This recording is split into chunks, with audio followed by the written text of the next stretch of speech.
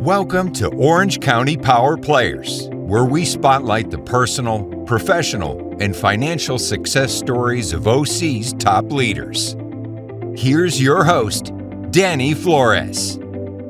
Welcome back to OC Power Players, where I interview some of the most successful people in Orange County. I'm Danny Flores, your host, and today's honored guest is Michael Rebelo, zooming in from Tucson, Arizona. Michael is a 20-year-old real estate entrepreneur. He began his journey during his high school at 17 years old, enveloping himself in seminars, webinars, and masterminds.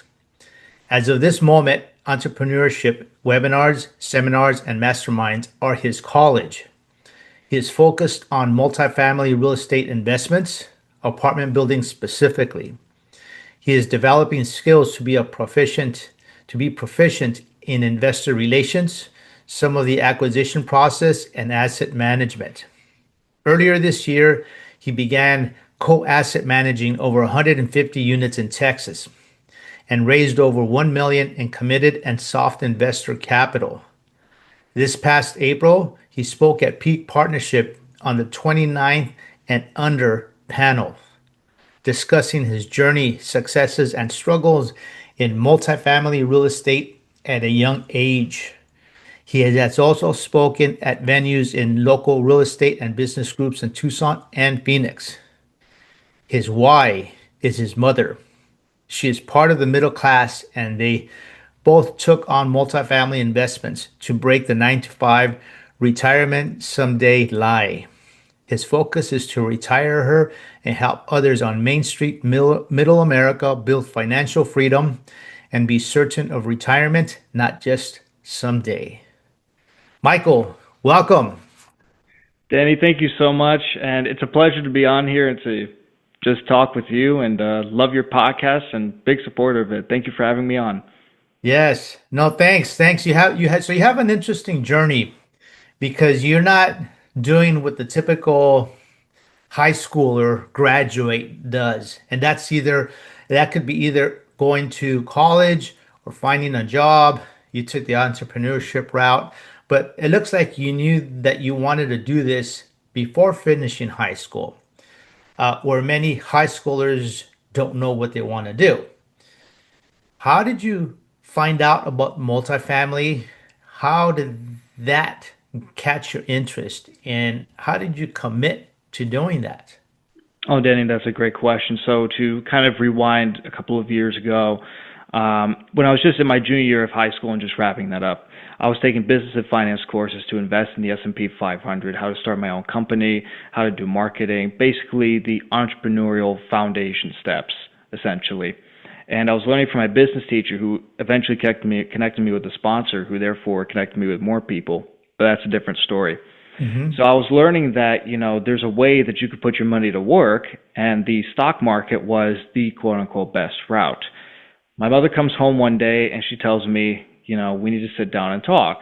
Now, that could be a numerous amount of things when it's that vague. I'm like, yeah, you're in trouble again, right? Yeah, I'm in trouble. I'm like, I've done something big this time. But she proceeded to sit down and grab a notebook, and she was like, I'm going to teach you about compound interest, how CDs work, what's the purpose of a 401k and IRA. And she was telling me all of these things because she realized that all of our accounts were actually suffering and not having our money make money for us. It wasn't working in our favor. Mm-hmm.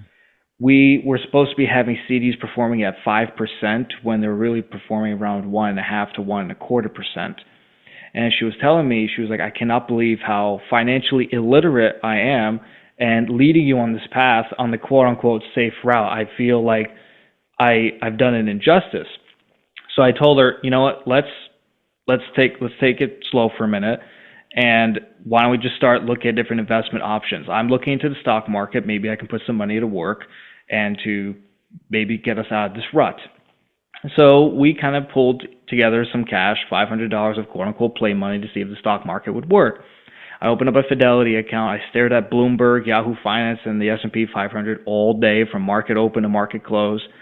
That didn't work, especially on day trading. I couldn't keep up with it along with high school and then just trying to get my life together. It wasn't exactly the most scalable way for me to do it. So we went back to the drawing board with the same notebook and wrote down oil, gold, silver, private equity, single family, the Burr method. I mean, we tried looking at everything. And my mother, she directly said to me, she was like, I'm not going to fix and flip a duplex because I already live in a house. Why bother moving into a smaller one that I have to fix? And I'm like, all right, that's fair. So we were seeing these ads come up for multifamily from various amount of companies and different coaching programs. And we were like, we're not sure what that is.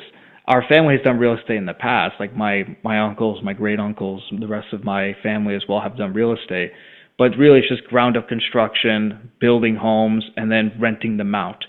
So we were already familiar with that, but multifamily was something we've never really touched upon or even heard about. So we looked at different options, we looked at different ads. We eventually went with a coaching program, the multifamily mindset, and learned that, wait, these companies that do this, it's not just one person owns them, there's multiple people that own them, where you have pool of investors come together, you have your GPs, your general partners, your LPs, your limited partners. They come together, they work with banks, loan agencies, different partners to get this thing off the ground and to hold it for 3 to 5 years, make cash flow and equity off the rent, and basically making this property a better place to live, to go from complex to communities with these things.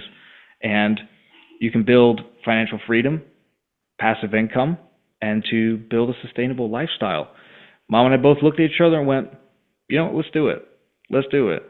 So, and to add on to that bio as well, I'm working with Michelle Zhang and Cindy Harding on 152 units out of Tyler, Texas. They're absolutely incredible. That team is unbelievable with the amount of knowledge they had. And actually just recently, Mom and I are soon to help close 64 units in Tulsa, Oklahoma. So we're just working on that as well, which is huge. I mean, especially with my age and then my mom's still working a full-time W-2, it is possible. You just need to get in the right rooms with the right people and just pedal to the metal, essentially. So that's how, in essence, in summary, how we got into multifamily real estate. Wow, so you after blowing up $500 in the stock market, you said, I'm not cut out for this. I can't keep up. But you know what's interesting is that you talked about many different, I guess, opportunities, right? From fix and flips to the Burr method to numerous ones, but you honed in on multifamily. And I guess when you decide on an asset class, and I'm kind of a firm believer, stay in one lane and get really good at it, right? Um, and it seems like you've kind of adopted that as well, you and your mom.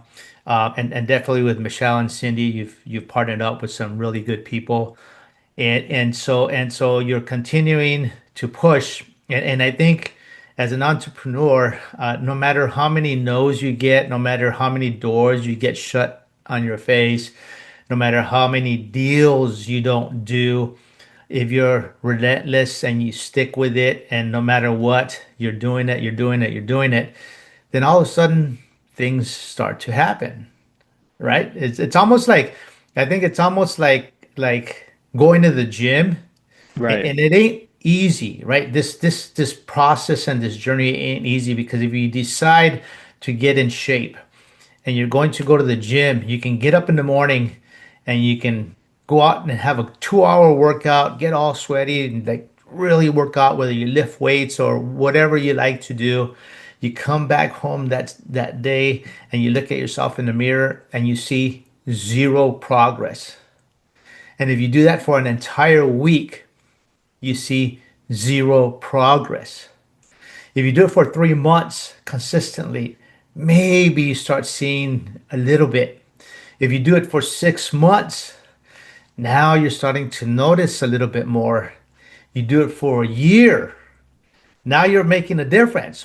And I think this business is the same way, where you get no traction and you get no progress, and you try and you try and you try. And I think many people have given up that try. But you're starting at a young age. You and your mom have each other to support each other. Your mom, super nice woman. I know her personally. I mean, you guys make an amazing team, and you guys have an amazing relationship. and you guys keep going back and forth and pushing each other and pushing and pushing and pushing. And I've seen you, right? I've seen you in the industry going around, going to the different meetups or going to the different events and talking to people, meeting people. Some people you meet, you'll connect with more and you'll end up maybe doing something or you try something. Some people you connect with, the fit isn't 100%, but you never know, right? You end up meeting and your network grows. And look at what you're doing now. You're doing deals. That's Now, right. do you stay in touch with, let's say, and I asked this, so you're 20 years old. I have four boys. My youngest is 20, my oldest is 24. And I always ask them this question. So I'm going to ask you, do you stay in touch with people you went to high school with? And do you compare notes to see what they're doing and what you're doing and how you're progressing and how they're progressing, just to kind of get an idea where you fit in that group? Oh my God, that's a great question. In fact, I've never been asked that question. I'm happy to answer it. So, in fact, two of my friends have reached out to me that they want to work with me because they're in college to go into entrepreneurship or something in finance, and they're like, "This isn't cutting it. I want to know what you're doing." And I'm like, "I'm happy to share. I'm happy to teach you along my path." Mm-hmm. But there was a point, Danny, that mom looked at me and she was like, "Listen, you need to be making as much money each year as your friends are putting into college." And I'm like, "No pressure, okay." But Right. essentially, I was I had to shed my circle a little bit. You know as well as I do, if you're surrounded by three millionaires, you'll be the fourth. That theory, where, the people you surround yourself with is your ceiling. In fact, I heard that from another sponsor not that long ago. And I was like, good point. I do Mm-hmm. keep in touch with them and I do compare notes of like what I'm doing, the amount of hours I'm putting in, the network that I'm building, what I'm doing with mom, and just traveling across the country, like you said, like, going to different events, whether it's virtual or in person. And I see some of my friends that are trying to go through college and have like, the regular job or working two jobs just to keep their lives afloat. And I'm just looking back and going, that could have been me. But at the same time, it's like I don't want them to stay on that path. I want them to see that there's more than meets the eye with just getting Mm-hmm. the job, go to college, stay in that job, continue on, retire at some point, maybe work Mm-hmm. till you're 65 or 70. I don't want that for them, especially my close friends. I want to teach them as much as I can. In Mm-hmm. fact, I don't know if you know Russell Gray, but I've partnered with him with the Main Street Media Network to teach young entrepreneurs like me or those that want to break the system or break the mold that there's different opportunities out there for them to seize and for them to capitalize on. You and I are capitalists. Mm-hmm. And among my generation, that's a negative connotation, but in fact, it's a tool that we can use for good.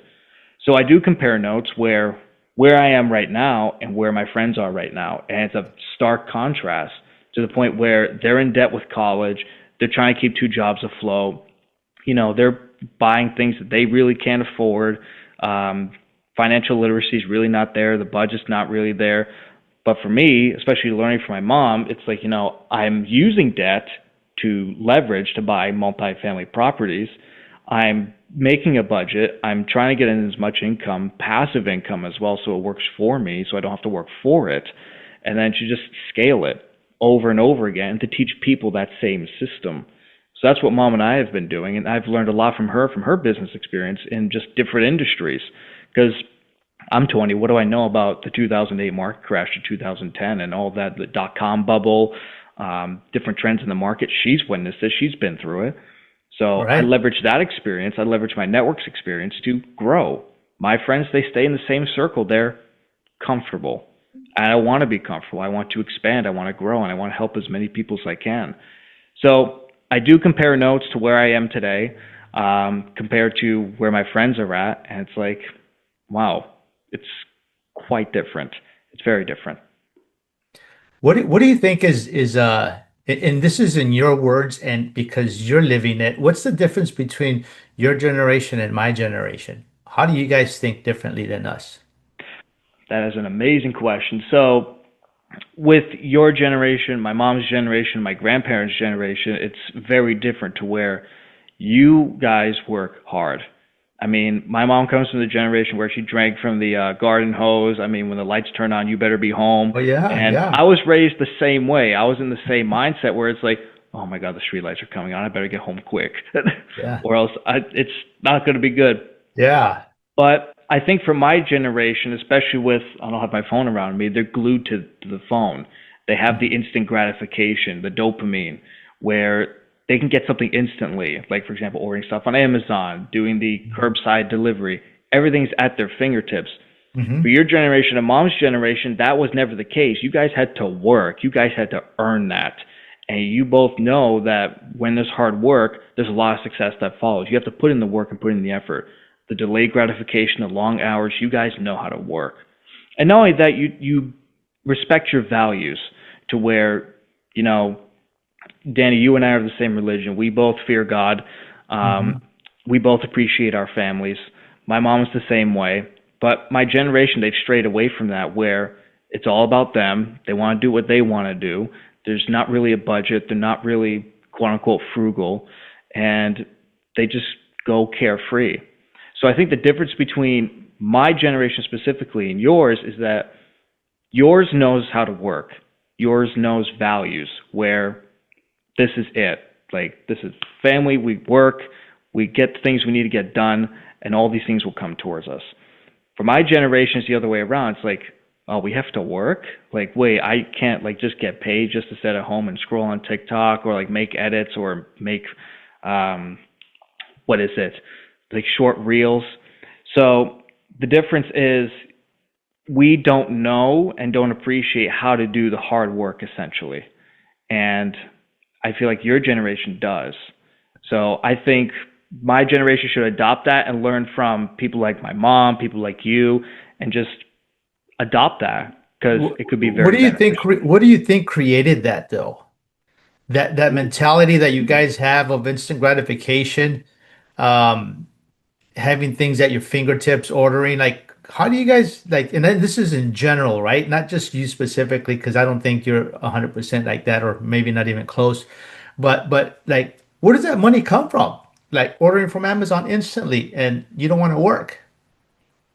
That's a great question. I don't know if I entirely know that answer, but I would say when they get that paycheck, they liquidate it immediately. They don't put it into a savings account. They don't put it to make passive income. And I think sometimes they probably ask mom and dad, hey, mom, could I have some money? Hey, dad, could I have some money? Where they're not really exactly working for it. But it's just strange of how they get this stuff. Like, for example, the new Jordans, the new iPhone. I still have Yeah, the same phone for the past 6 years. I'm okay with it. It still works. I have yeah. shoes that are still in good condition. They work. I don't need the newest pair of sneakers. And everything, they just want everything that's new. They want the new trending thing, and then just spend money on it. And they're wondering, wait, I don't really have much in my bank account. Well, I wonder why. Because you're wearing it or you're So, using it. so do you think it's parents that are empowering this mindset? I think so. Where um, I, I'm, I may get in trouble for saying this, but a lot of my generation has come from the mindset that, everyone's a winner. I disagree. Oh Where yeah. you have to work for that medal. I mean, when you look at the Olympics, you have your gold, your silver, your bronze. It's not all gold Eh, or all silver. There's that number one spot. And that's how I've been raised. That's how your generation's been raised. That's how my mom's yeah. generation's been raised. It's like, if you want to get to number one, you got to work for it. So I think that's the mentality that a lot of parents have put on their kids, where it's like, it's okay, honey, you'll get it the next time.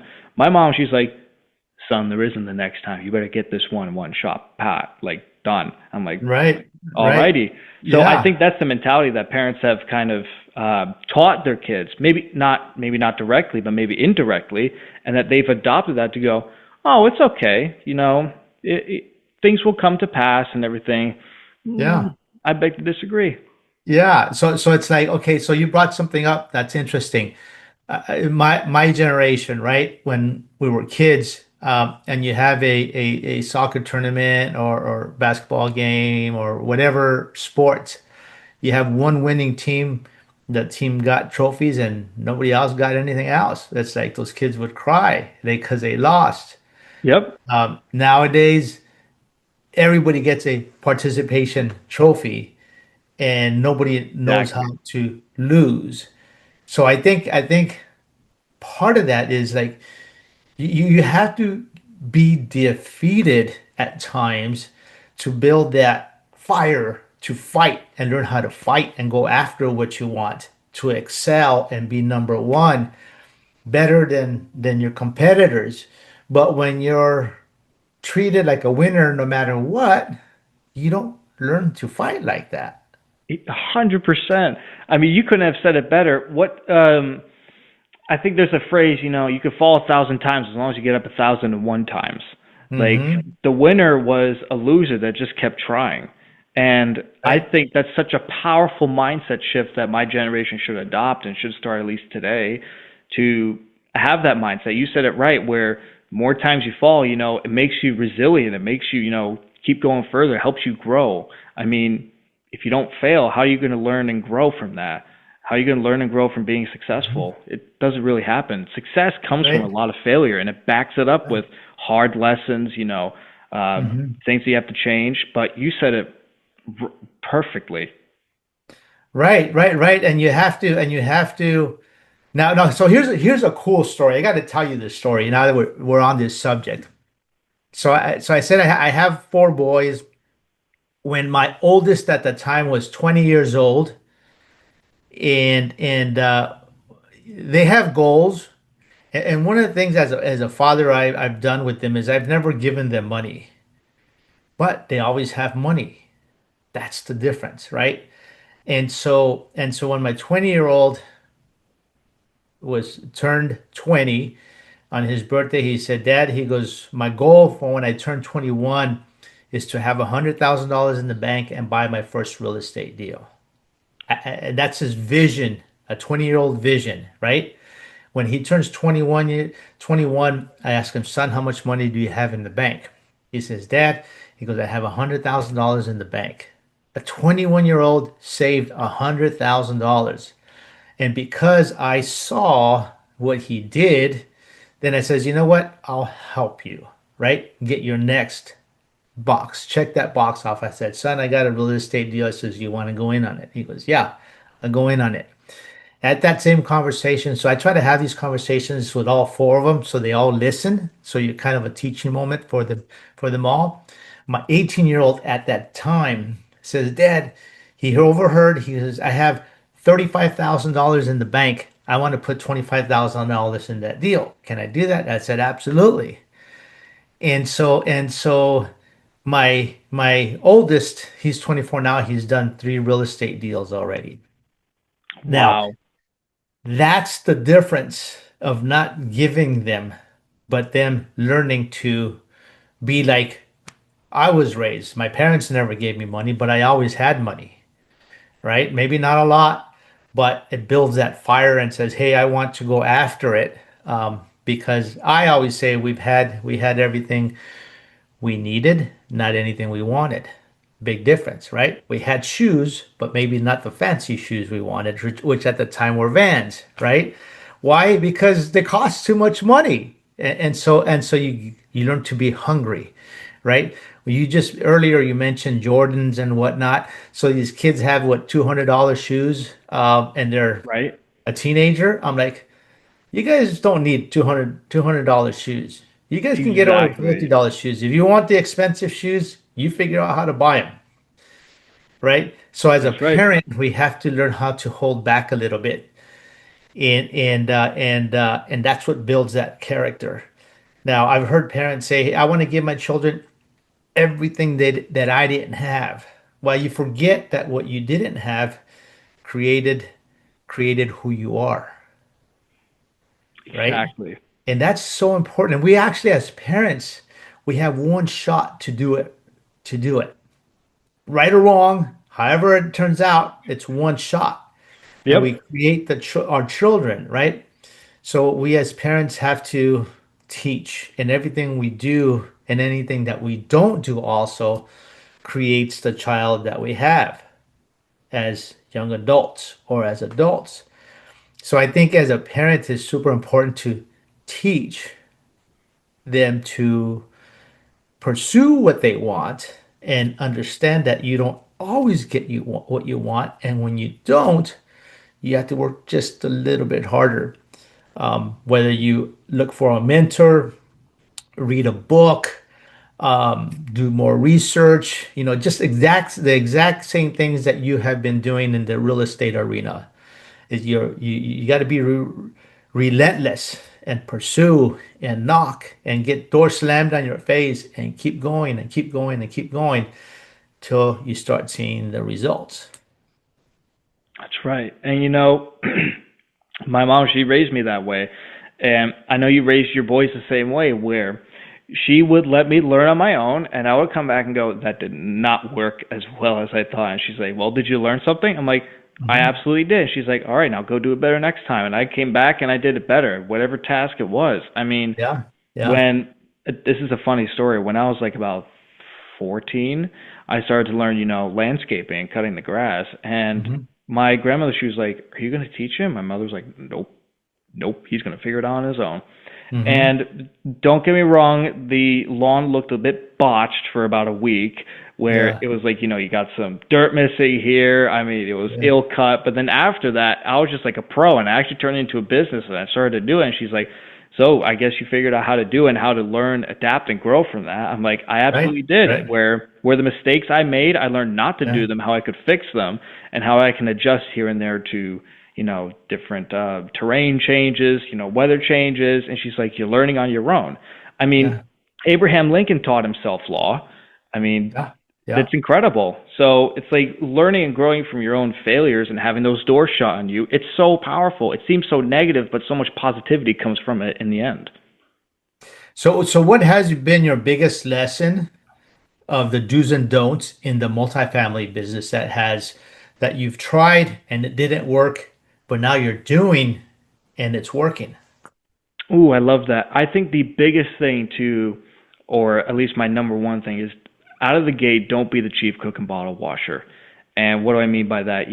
Don't do underwriting, asset management, capital raising, and acquisitions all at once. You're going to burn out very quickly, especially if a W-2.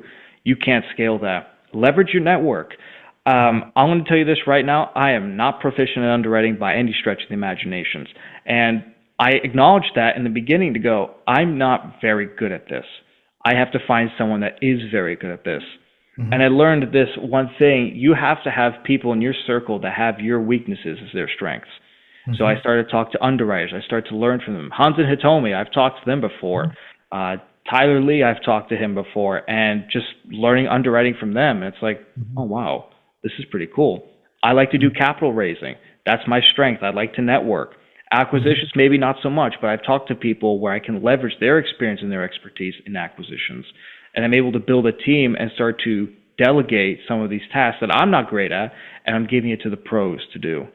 So I think Right, that's one right, of the do's that I would suggest is to leverage your network, build the network of people that you need, not people that you want. I mean, right, you could build a network of capital raisers, that's great, but what about the rest of your team? You need to do that. right. One of the don'ts as well is to don't be a capital raiser, be raise, instead of raise capital, raise awareness. So what do I mean by that? Teach people about multifamily. Raise awareness that multifamily is something that the average everyday American can do, but they have to know somebody in order to get in that room. 506B for short, really. And to teach these people that there's ways that you can get in here. Um, just there's so many different ways that there's so many don'ts that you could do. There's so many do's that you could do. Like one don't that I preach all the time is don't raise capital from strangers. Please don't. I mean, of course, it's not legal by any stretch of the imagination, but don't be in the position to ask people for money. Be in the position to teach them about real estate, about this business, and let them come towards you. So Right. I think those are my big do's and don'ts for multifamily specifically. So as we get ready to wrap up the interview, what are your goals for 2026? Oh my goodness. You've got too many good questions for me today. But I say that my goals for 2026, early 2026, is to replace my mother's income, to have it where she can do this full time with me. And then by the end of 2026, we're in the position where she may not have to do this full time. She can do this part time. And I can take this on my own, where this is a well oiled machine. My CRM is up and running, full steam ahead. I'm starting to look at more deals. I'm starting to teach more people, get on more stages to raise awareness about this opportunity. So really in 2026 and bleeding into 2027, I want to be in the position where we are financially stable, where my mom doesn't have to worry about, okay, what if this expense goes up? What if this bill goes up? We're in that safe spot where we're free to travel. My mom has less stress on her plate. I can give my grandmother the best life that she has right now. My mother, that she has the best life right now. And not only that, for me to teach my generation other people about this. I want to be the multifamily disciple, I guess, and to teach people about this. So those are my goals. Those are my goals for 2026. Amazing. More people from your generation should listen to you and learn from what you're doing. It's impressive, Michael. And so and thanks for coming on board and talking about what you're doing and the opportunities, the chances that you're taking. I know many times it's not comfortable. We have to get comfortable being uncomfortable. And if somebody is listening to us and they'd like to get a hold of you, how could they get a hold of you? Great question. You can text me directly at 774-264-3392. You can follow me on Facebook, Instagram, and LinkedIn. I'm on all social media platforms. Or contact us directly at our website at www.everforwardcapitalpartners.com. And you'll be able to see our story, who we are. You can get on our contact page, reach out to us directly, follow us on social media from that page as well, and then let's get in contact. Very good, Michael. Well, thanks so much for coming on. And to our audience, please go to ocpowerplayers.com and follow us on your favorite channel. Thank you, Michael. Thank you, Danny. This was a pleasure. Thanks for listening to Orange County Power Players. Want to share your success story? Apply to be a guest at ocpowerplayers.com/guest.